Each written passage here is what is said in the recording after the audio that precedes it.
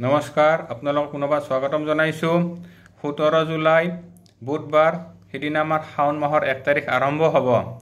এই শাওন মাহটো আৰম্ভৰ লগে লগে আমাৰ ৰবি গ্ৰহৰ যি প্ৰভাৱ দ্বাদশ ৰাশিৰ ওপৰত তাৰ ফল আমি দেখিবলৈ পাওঁ।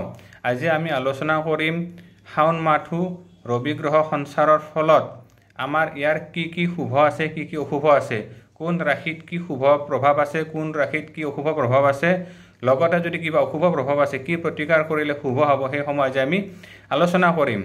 প্ৰথমতে আহিল আমাৰ মেষ ৰাশি, অৰ্থাৎ ৰবি গ্ৰহ মিথুনৰ পৰা যিহেতু আপোনাৰ কৰ্কটত প্ৰৱেশ কৰিছে, ইয়াৰ ফলত আমাৰ মেষ ৰাশি মানুহৰ সুখ শান্তি কিছু অশুভ হ'ব, সুখ হানি, লগতে তেওঁলোকে বিভিন্ন দিশৰ পৰা পীড়া লাভ কৰিব পাৰে। গতিকে মেষ ৰাশিৰ মানুহ কিছু সাৱধান হোৱাটো উচিত। বৃষ ৰাশিৰ মানুহৰ বিশেষ শুভ হ'ব, তেওঁলোকৰ আৰ্থিক উন্নতি, সুখ লাভ, ভূমি সম্পত্তি বৃদ্ধি, শত্ৰুনাশ তথা স্বাস্থ্যৰ বিশেষ উন্নতি সূচায়। ঠিক তেনেদৰে মিথুন ৰাশিৰ মানুহৰ ফল আহিব আনৰ প্ৰতাৰিত, অসুখী, ধন হানি আৰু চক্ষু ৰোগ। কৰ্কট ৰাশিৰ মানুহৰ ফল আহিব ভ্ৰমণত কষ্ট, সম্পত্তি হানি আৰু উদৰ পীড়া। গতিকে তেওঁলোকে ভ্ৰমণৰ ক্ষেত্ৰত কিছু সাৱধান থকাটো উচিত। সিংহ ৰাশিৰ মানুহৰ আহিব অপযশ, হীন কৰ্মত লিপ্ত, ৰাজভয়। গতিকে সিংহ ৰাশিৰ মানুহে বিশেষ সাৱধান থকাটো উচিত।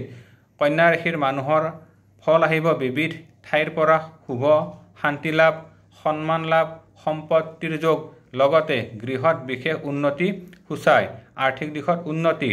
ঠিক তেনেদৰে তুলা ৰাশিৰ মানুহৰ ফল আহিব সৰ্বকৰ্মত বিজয়, কৰ্মপ্ৰাপ্তি, কাৰ্যসিদ্ধি।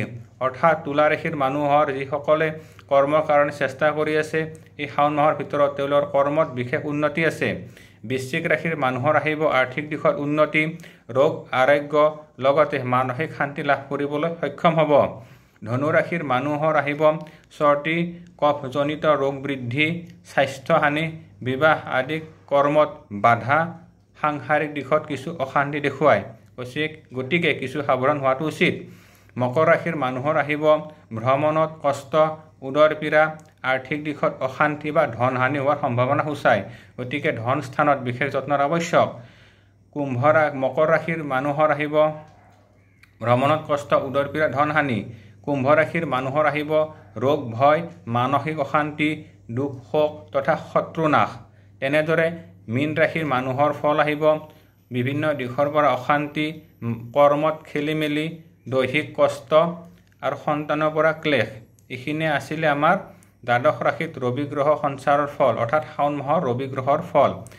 এতিয়া যিসকল ৰাশিৰ আমি ব্যক্তিৰ শুভ ফল পালোঁ, তেওঁলোকৰ কাৰণে খুব ভাল। যিসকল ব্যক্তিৰ অশুভ আছে, অশুভ ৰাশিৰ ব্যক্তিসকলে সদায় ৰাতিপুৱা গা পা ধুই উঠি সূৰ্য প্ৰণাম কৰিব, পাৰিলে সূৰ্যক জল নিবেদন কৰিব, আৰু দুখীয়া মানুহক ফল মিঠাই বা গাই গৰুক কেঁচা পাচলি ফল খোৱালে শুভ হ'ব। লগতে যদি ৰবিবাৰে তেওঁলোকে গুৰ দান কৰিব পাৰে, বিশেষ শুভ হয়।